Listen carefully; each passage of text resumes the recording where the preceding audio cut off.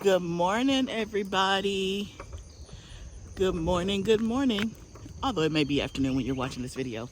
But hey, I'm Barbara. Welcome back to another episode of A Gardener's Journey Homestead. Y'all, let me just pause for a minute. I'm so excited because the weather feels amazing. It is probably, 9:30 in the morning. And y'all, it feels so good out here. And we have not had that we hadn't had that. Let me just say that. I'm in Zone 7A, which is in Tennessee. Well, not that Zone 7A is Tennessee, but I'm in Tennessee. Zone 7A. And y'all, when I say the heat index was like 115 last week, it was 115. But we finally had rain for the past 2 days, a couple of hours last night and then a little bit the night before. And I'm not gonna say we were in a drought, but it hadn't rained in probably 2 to 3 weeks, so we needed it. But y'all, it cooled off. It is like 75 degrees at 9:30, which is unheard of, right?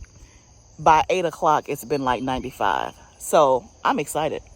I'm actually walking down to the high tunnel. A lot of times I drive just because my hands are full, or I know I got a lot of stuff to bring back in. You can see I got my basket, my trays. So, y'all, I can feel the wind. I don't know if you can see my hair moving. I can feel the wind. I'm so excited. It feels so amazing out here at 9:30. Like, you can get some stuff done today. And, y'all, it's not like humid and sticky. Like, the wind is blowing. It feels great. So, I thought I would take you along with me today. It's my daughter's birthday weekend, so I'm not going to be outside all day, which today is a perfect day to be outside, but that's okay. Family first, we'll have some good times. But while I have a couple of hours, I'm headed to the high tunnel, and I thought I would take you along with me, do some succession planting. And so, yeah, all the things. I thought I would take you along with me, and we can just work and chat and talk. So let's go. Okay, so the first thing I want to talk about is succession planting. This is something that I'm doing this year that I didn't do last year, and I'm excited about it. And so if you don't know what succession planting is, first of all, remember I'm in Zone 7A, but succession planting is just to continue to sow and plant seeds throughout your growing season. So instead of either starting everything at one time, you kind of stagger it out, or you plant multiple plantings of a certain crop. That's the best way I know how to explain it.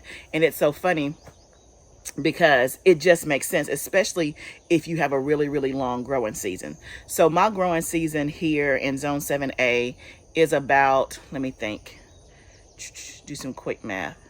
It's probably about 140 days, right?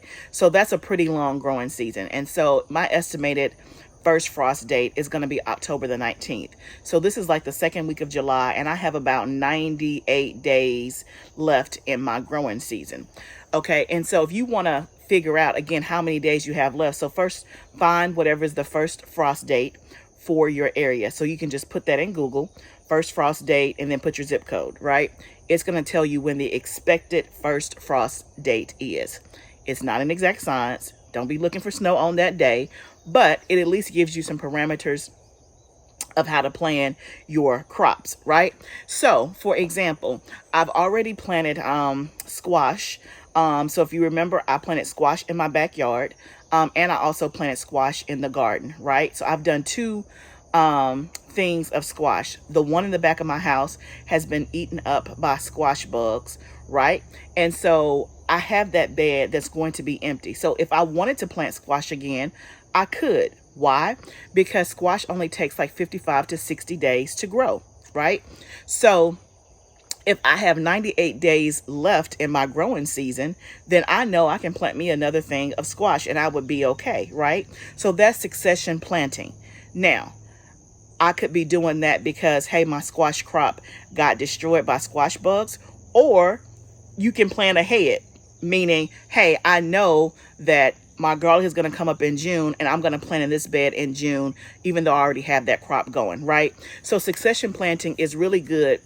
One, to get more than one crop that'll last you throughout the whole season, especially something like squash that, in my opinion, in my experience, has always been eaten up. Like, it never lasts. This is my 3rd year gardening outside my house. It has never lasted the entire season, right? I have a couple of great harvests, and then the bugs come, and then it's just done, right? It's toast. So I know that, and so I can plan ahead and know, you know what? I can plant squash probably 3 times in my growing season if I want squash all throughout the year, right? The other thing that's really great about succession planting is you can kind of stagger your harvest. So y'all, I'm feeling the overwhelm, right? Because on my big garden out here, I essentially planted the whole garden around the same time within probably a week or 2, right? Which means a lot of stuff is coming in to harvest now, which leads to overwhelm, right? So succession planting also allows you to stagger, right? And so that all of your harvest is not coming in at the same time, and you don't have to worry about trying to preserve and process tomatoes, squash, green beans, and okra all together, right? So again, what I'm doing today from a succession planting standpoint is I'm going to plant more green beans in the high tunnel. And I'm also going to plant more greens outside in my outside garden, right? So the bed that I'm using in my high tunnel is where my onions were. And as you guys know, I harvested those probably, I don't know, 30 days ago. And this bed has been, you know, I put some flowers in there, and I do have some green beans growing where I had succession planted, but all of them didn't germinate, didn't come up, right? And so I'm going to reseed and do it again. And green beans have like a 60 to 65 day. So again, I should be good. And of course, in the hot tunnel, it's going to stay warmer and pretend like summer longer, right? So I should be good there. And then my green beans outside of the greenhouse, I've already had one crop. And y'all, I didn't know this because I'm on a journey, that green beans, at least the ones that I have, they only produce like one good crop all at once. And I read varying things that said they may or may not produce again. So I'm actually going to pull those up today and plant new green beans. So that is the task list. Up first today is all about succession planting, and we're going to plant green beans. So what I'm planting is, where's my basket? Oh, here's my little basket. And y'all, look at my basket. I love my basket. This is so nice. It's like African woven. And y'all, if you can see this handle, it is like so sturdy. I bought this from Whispering Willow Farm. I'll tag them in the video and put her details down below. She has a shop. She has a lot of cool stuff. But anyway, this is the large size, and it's like really, really, really sturdy. I love it. Okay, so what I'm planting right now are green beans. So these are the Blue Lake bush beans. So I planted these last year, and only like, I don't know, 4 or 5 plants, right? But I love the taste of them. And I'm not a big green beans person. Like, I like them, I don't love them. But these actually tasted really, really good to me, and the freshness of it was just outstanding. So I definitely want to grow more, and I want to grow enough to preserve to have throughout the winter. So I'm going to do more of those. The ones that I planted in the garden outside were Provider green beans. Not as much of a fan. And so I'm going to do more of these, not doing any more of those, at least not right now. So that's what I'm going to do. Let me turn you around. Let me show you where this is going to go. Okay, guys, so you can see this bed. You see that I already have some green beans popping up, but you can also see I have a lot of open space. So I'm going to reseed the green beans in this area, and so that we can have a bed full. And because this is a bush variety, you can see here, it's going to grow in a bush, which I think is going to be perfect. And so I don't need a trellis or anything like that. Now, I have not planted them in a raised bed before, so this is going to be new. The last time I did it, it was actually over there in the ground. So we're going to see how it goes in the raised bed. So I'm going to get to reseeding that, and hopefully we'll have green beans in the whole bed.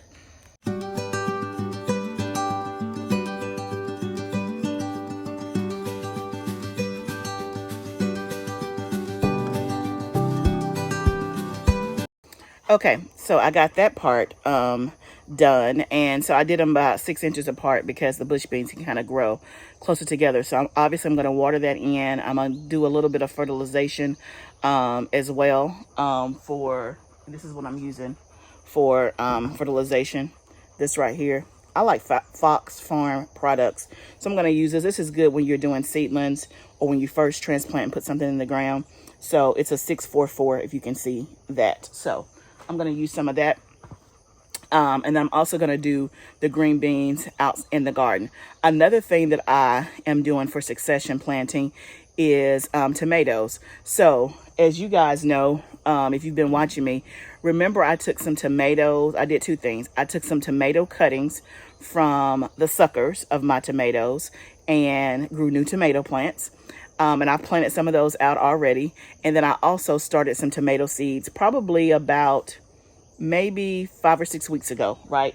So here are a couple of those that you can see. You can see I have 4 here, and then I have 4 more in the back of my house. I had a total of, I guess, about 14, right? So I planted some in the back of my house in the raised beds. I did that on last Thursday or Friday, and I had 4 left over from that batch. I think I took 12 out there. I had 4 left over. So that bed has like 10 tomato plants in it. I have these 4 here, the 4 that's left over. And so again, I'm succession planting my tomatoes, right? And so it's really good for the high tunnel because of course the high tunnel is going to act like summer longer, right? It's an extension. So I can have my tomatoes in the greenhouse and still have tomatoes in October versus outside I wouldn't be able to. And that's one of the things I wanted to make sure that I had enough tomatoes inside so I can still enjoy tomatoes when it may be too cool outside or they stop producing, stop ripening, and all of that good stuff. So again, because I have many different growing spaces, then I can experiment and I can put stuff in different places because obviously outside is not going to last as longer as inside. So I wanted to make sure I had some inside. So I have a couple of tomatoes that I showed you on last week's video that have some type of yellowing, and some have some curl leaf damage or whatever. One has completely like just died. I don't know what happened to it, and I'm not going to spend too much brain power trying to figure it out. But I'm going to pull that one up, right? Because it's completely like, I don't know, dead on the vine. But no fear, because I have another tomato plant to go in its place, right? Now, tomatoes have a long maturity, right? So I still have 98 days. So if I were going to plant tomatoes direct seed in the ground right now, I would need to find a variety that's going to mature in like 90 days or less. And, you can take, you're taking a little bit of a risk, right? But because I've already started this is already 6 weeks ahead of the game. I can go ahead and put this in the ground and replace the one that's dying. And if I have any more extra space, or if anything else dies, goes to seed or whatever, I can also put these in raised beds or in the ground. So succession planting, y'all, is the bomb. It's the gift, right? Again, you have to be thinking ahead. You have to know your maturity dates. You have to know how long your growing season is. But if you can accomplish all that, you can just have food all throughout your growing season, right? So I'm gonna go get that tomato that's not looking so hot, replace it with this one, and see what else I can do, and we'll succession plant some more.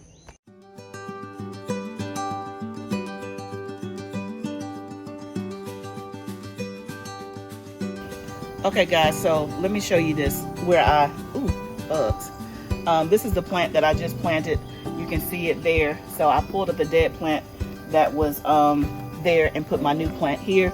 So in no time, I'm sure it'll be growing up. You can see here I don't even know if this is damage or just, I don't know what it is. Oh, this real life right here, y'all. These bugs.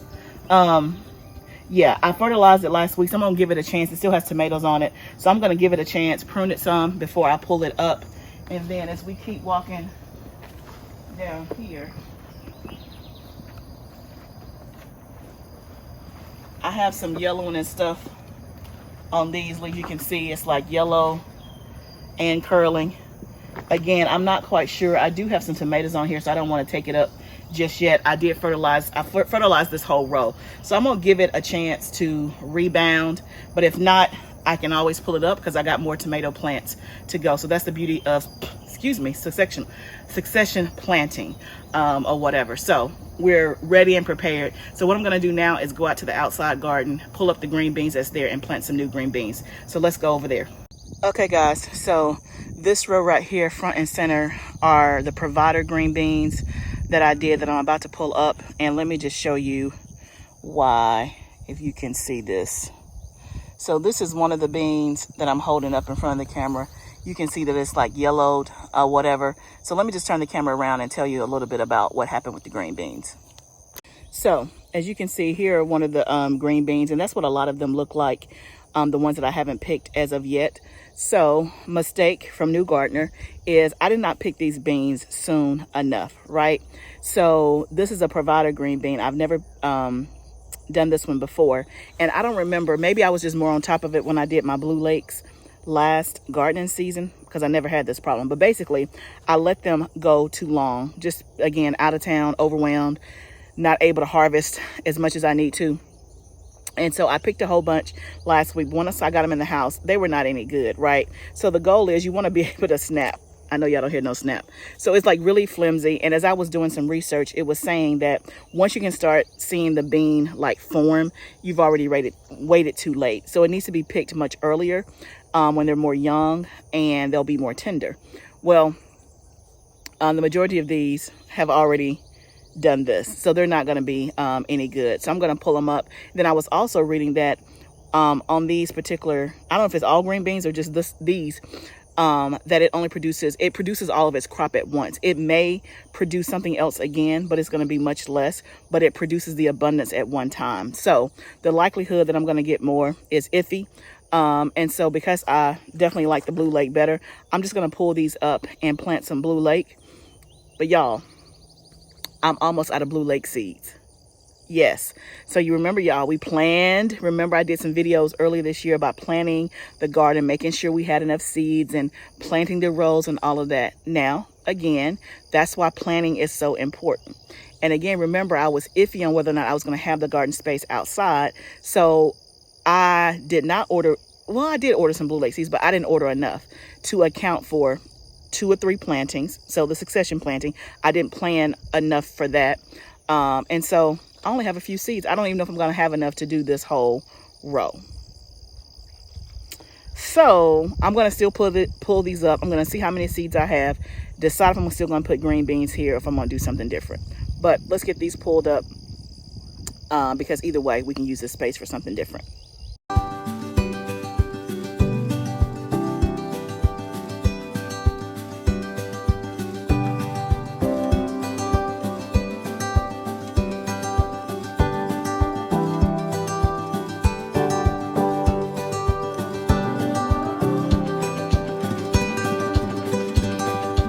Okay guys, I got all of that done. I got all the green beans, the Provider green beans in that row. I got them pulled up. I don't have enough Blue Lake. I only had enough for like 5 spots.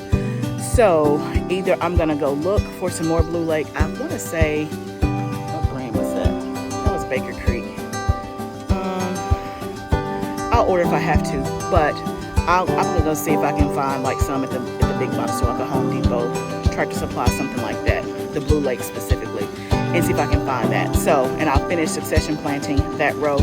Hopefully I'll find some in the next 24 hours and I'll do that tomorrow.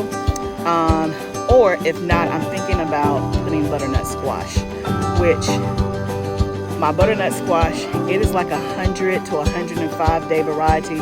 I told you I'm at 98 days, so I'm about 7 days short, but I'm gonna risk it. I'm gonna risk it, but I'd rather risk it in the greenhouse just because it's gonna be warmer there longer than putting it outside. But if I, for some reason, I don't know, I may decide to put some out here. And maybe I'll do a couple out here and then just see what happens, and then also do some in the greenhouse. Maybe that's what I'll do. But for the sake of this video not being too long, I won't video me doing the butternut squash. I'm still thinking about how I'm gonna do it. But the point of it is this video is that you want to succession plant, especially if you live in a long growing season. Don't plant once and done unless you just don't feel like planting. But if you want food the whole season, know the varieties that have a short growing window. plan ahead to succession plan. Have enough seeds. Know when you're pulling up your garlic, your onions, when you have an extra bed that you can kind of turn around really quickly. Know what varieties you can put in there, and just plan. And then also you can use it to stagger your harvest. So thank you guys so much for coming on this journey with me today as I planted some stuff, succession planted, you know, helped talked a little bit about the tomatoes. I hope this video helps you remember gardening as a journey. And again, one more thing. So just like I made a mistake on these green beans, I'm showing you guys the mistakes. I'm not perfect. Everything that I grow does not turn green, right? And some stuff is I'm still learning. So again, I've gotten a little overwhelmed with the garden and the harvesting and trying to just keep up, especially with being out of town. That's really just set us back. So I lost kind of my green beans. I mean, I harvested a whole bunch last week, and out of, let's say I harvested this much, I probably had this much that was actually good, right? So in essence, I really don't have any green beans, right? So lesson learned. And so we're going to try it again. We're going to hope that the ones in the greenhouse produce. I got 4 or 5 spots out here. Then I'm going to try to get some more. And then remember, I still had another row of Blue Lake right beside the provider beans that I did. They haven't produced anything yet. I just kind of stood them up. They were kind of laying on the ground, being overshadowed by all the stuff on top of it. So we'll see if they produce as well. But it's all a journey. If you like what you're seeing, please subscribe to my channel and let's grow together. I'll see you next time.